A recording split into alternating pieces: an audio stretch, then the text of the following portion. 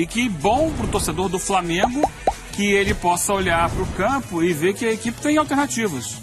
Tem jogadores que podem responder em momentos inesperados. Lembrar aqui que o Vitinho foi um jogador muito criticado ao longo de muitos anos pela torcida do Flamengo e que a gente vem dizendo não é de hoje, já há algum tempo, de como ele tem jogado bem. Ele já tá, não foi ontem, ontem ele arrebentou, acho que ele ontem para mim ele foi talvez a melhor atuação dele com a camisa do Flamengo. Os 2 passes ali são espetaculares. Ele resolve o jogo, mas é um jogador que já vinha evoluindo assim como o Michael há algum tempo, mostrando muitas qualidades, então para mim não é surpresa. E até porque ele custou caro lá atrás, né, no início daqueles altos investimentos do Flamengo, mas realmente essa fase a gente viu ali, é um dos que menos joga e dos que é mais eficiente, Marra. Você se lembra que há algum tempo um dos motivos apontados era o Vitinho é mais tímido, ele não é um jogador assim do grupo, ele tem um pouco mais de dificuldade, ele não é nem a questão do grupo, é de se soltar mesmo. E olha, se tem alguém mais solto que ele no momento no Flamengo, eu desconheço, porque ele entra menos tempo e ele está recebendo mais a confiança por jogar mais vezes, com mais frequência, e ele pede mais minutos. Não é aquela de dar a mão e quer o braço. Ele sabe que tem capacidade hoje de colocar em campo o que ele tem de futebol. E ontem concordo com o Eugênio, mas preciso fazer um olhar também para o Michael. Evoluiu. Enquanto você estava falando, estava pensando no Rodinei, que aí o discurso era diferente, que era, ele não é tão bom, mas ele é bom de grupo. Sim, os caras adoram. Então, os caras adoram, então por isso que ele se enturma bem lá. E ele é muito forte, né? É um lateral que chega voando, né? Até o campo adversário. Mas eu queria destacar o Michael, porque eu mesmo tinha muitas dúvidas em relação... Tem, né? É normal a gente ter dúvida.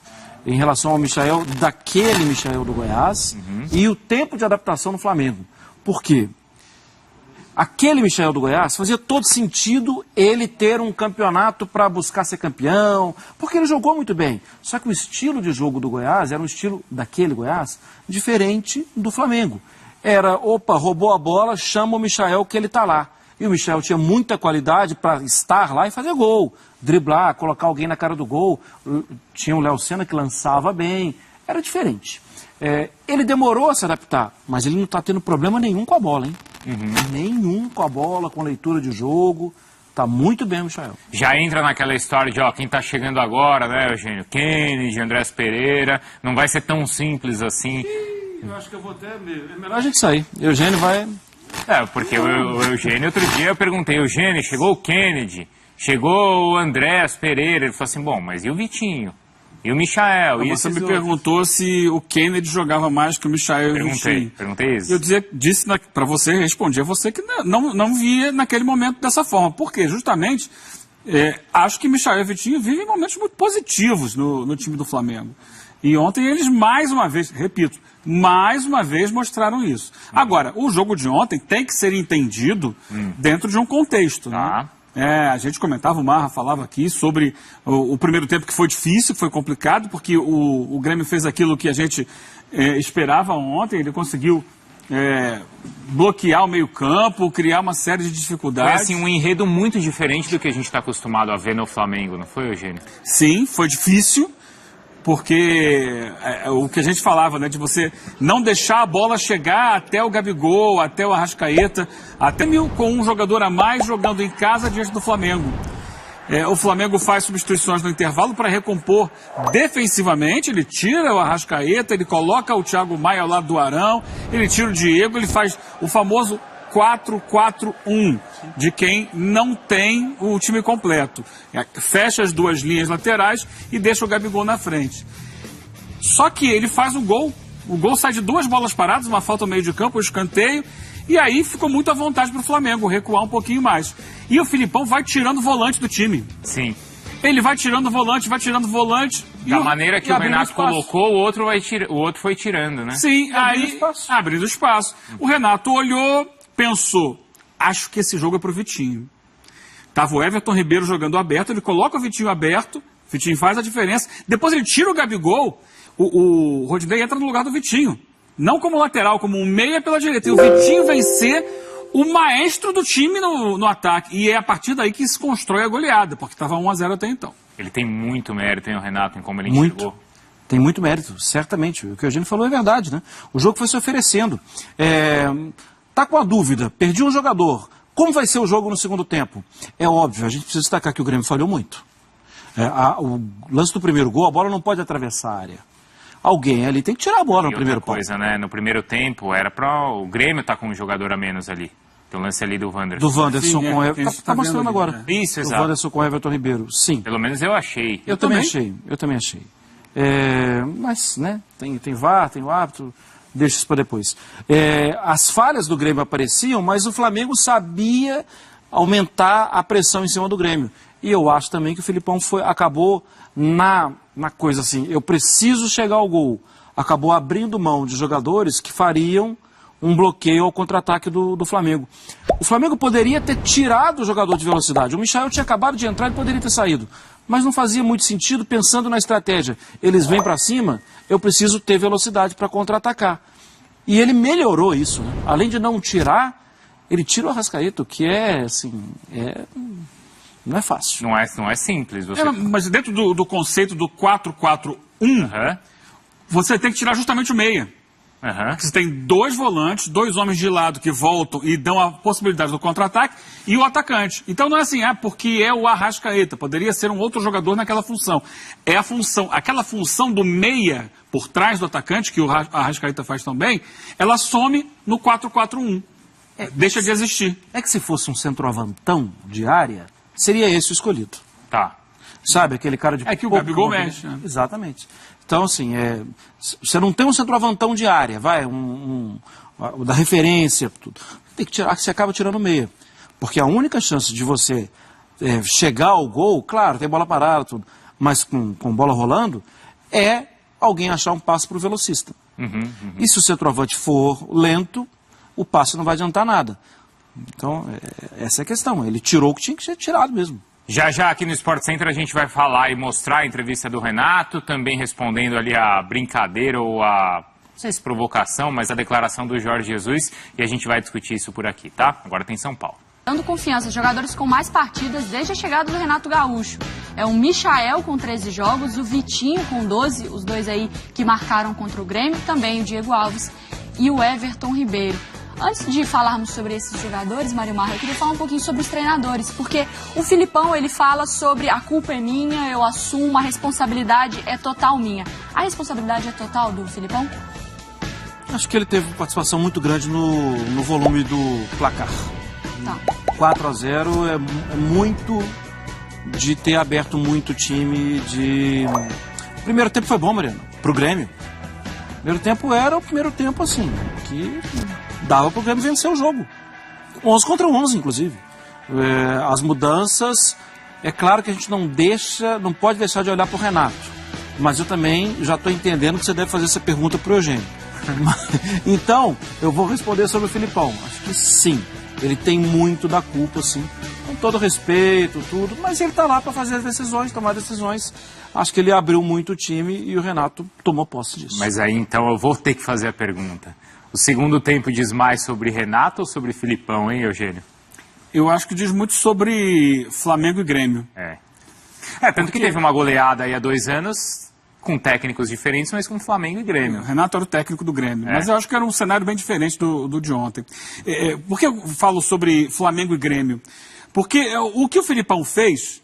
Talvez se fosse o contrário, talvez se o Flamengo tivesse com um a mais e o Renato abrisse mão de jogadores de meio campo para colocar mais atacantes, talvez desse certo para o Flamengo.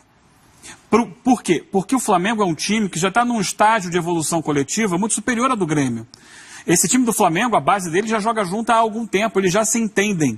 Eles já têm um entrosamento, eles já têm um nível de recomposição defensiva, né? É uma coisa que já sai quase que mecanicamente. Ontem o Flamengo teve uma dificuldadezinha, logo depois da expulsão do Isla, tinha ali mais uns 2, 3 minutos, o Grêmio explorou aquele buraco na lateral direita do Flamengo e quase fez um gol, inclusive, do Ferreirinha chutou para fora.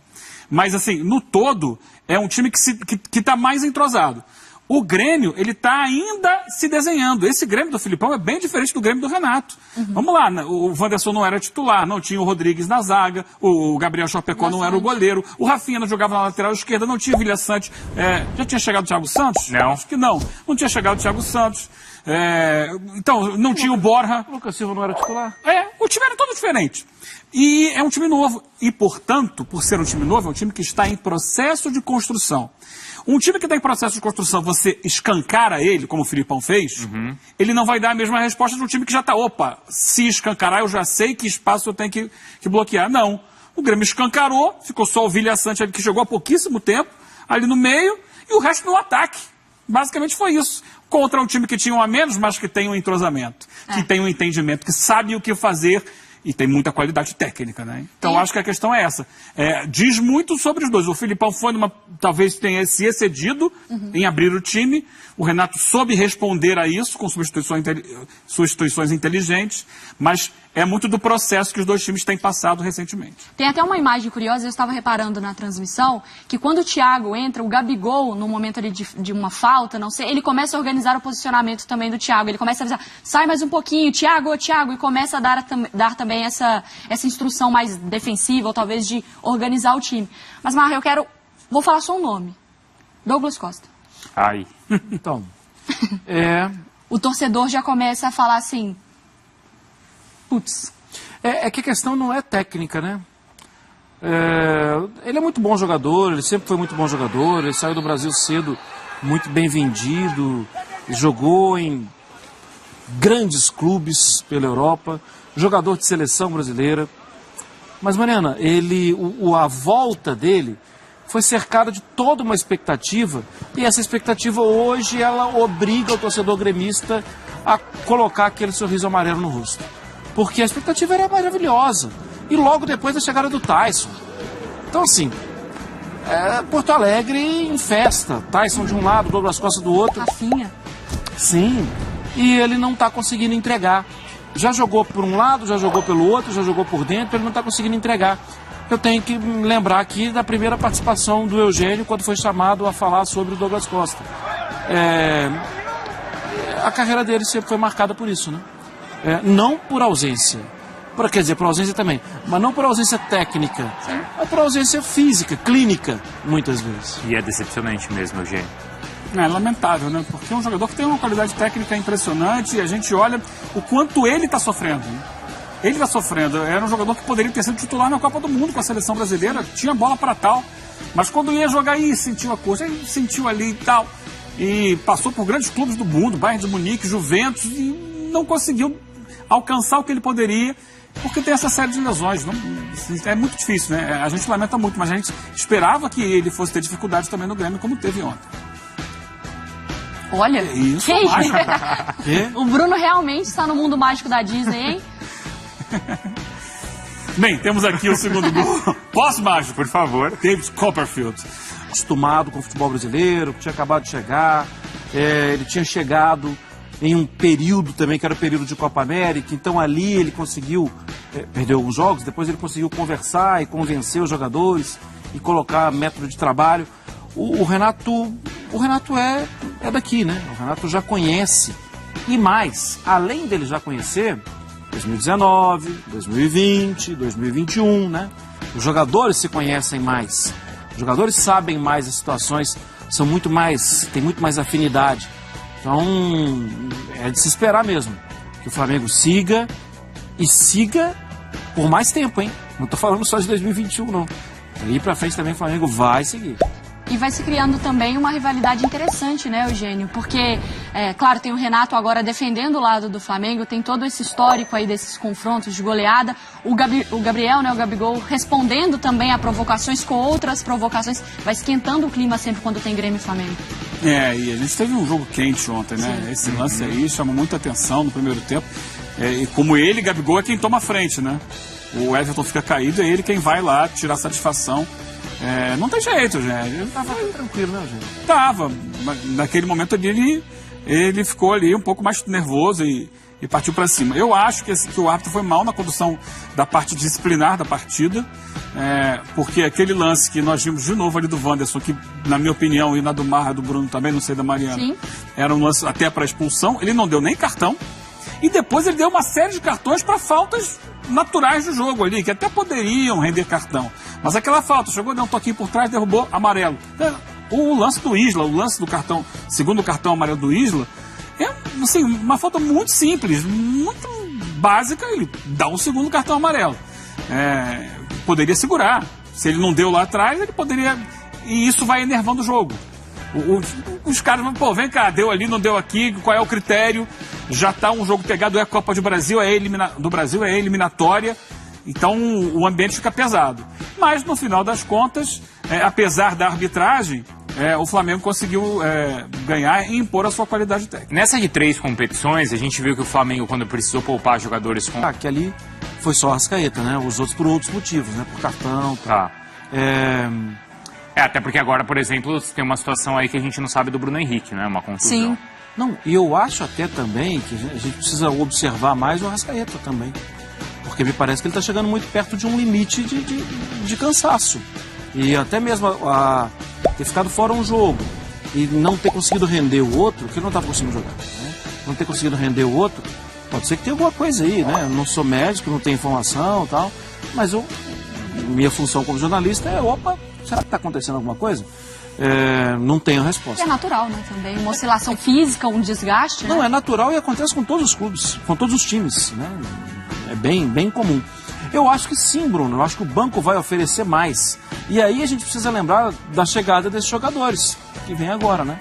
Do Andrés Pereira e do Kennedy. Talvez vai faltar a eles o ritmo intenso da competição para essas etapas. Segundo turno de Campeonato Brasileiro, historicamente, e não é só no Brasil, em qualquer campeonato de pontos corridos.